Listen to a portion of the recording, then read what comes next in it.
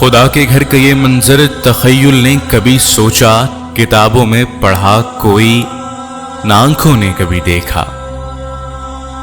ہمیشہ ایسا ہوتا ہے کوئی افتاد گر آئے، کسی مشکل میں پھنس جائیں، مصیبت گھیر لے کوئی، یہی تو اچل کے آتے ہیں۔ منادی یہ ہوئی اب کہ درے کعبہ پہ مت آنا، وبا اب کہ وہ پھیلی ہے، نمازیں بھی پڑھو گھر پر۔ ہمیں تو چاہیے یہ تھا کہ ایک اعلان ہو جاتا کہ سب مرکز پہ آ جاؤ، خدا سے عرض کرتے ہیں مصیبت ٹال دے مولا، میرا ایمان کامل ہے۔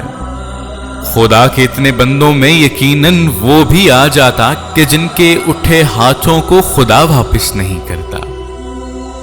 زبان سے کچھ وہ جب کہہ دیں تو پھر وہ ہو کے رہتا ہے۔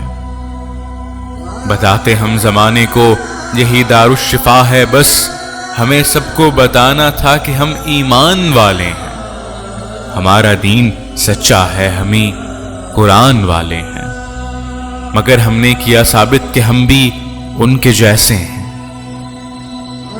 مجھے تو خوف آتا ہے کہیں ایسا نہ ہو اب کہ جب یہ دھند چھٹ جائے، حرم میں ہم جو داخل ہوں تو آنسو خشک ہو جائیں، جو روئیں باب کعبہ پر تو ہنسنے کی صدا ہے، جو چومیں حجر اسود کو خوشی دل میں نہ کوئی ہو، غلاف خانہ کعبہ سبھی کالک گناہوں کی ہمیں واپس نہ لوٹا دے، کہیں زمزم کی سیرابی ہمیں پیاسا ہی رہنے دے۔